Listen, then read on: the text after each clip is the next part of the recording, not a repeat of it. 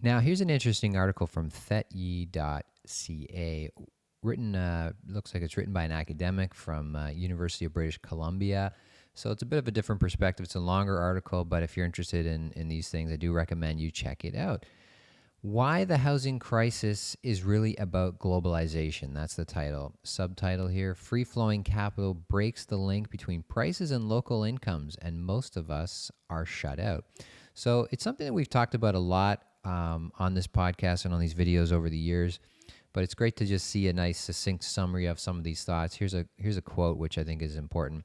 The world sees Canada as a safe, economically secure, and politically stable country, and Vancouver as a particularly attractive city.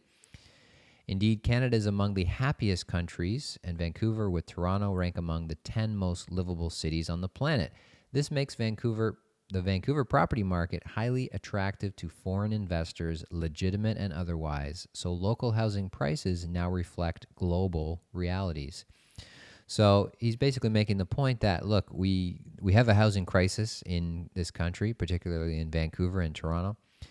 Housing crisis in the sense that more and more people cannot afford to purchase housing, and more people can actually not afford to even rent housing in our cities.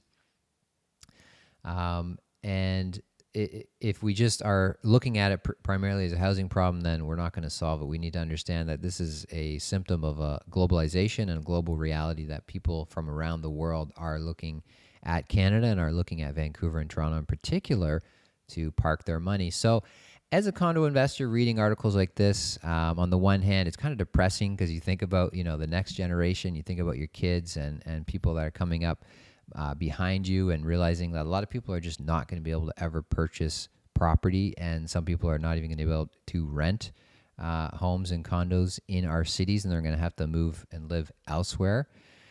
But at the same time, if you are an investor looking to profit from the market, then it's actually very good news, because you do see the trend that's happening. You see that there are forces beyond anyone's control that are behind all of this rise in real estate prices and rental prices. And so you're either going to get on that train and benefit from it, or you're just going to sit there and watch it go by. So the choice is yours, but hope you enjoyed this article. And until next time, we'll talk to you soon.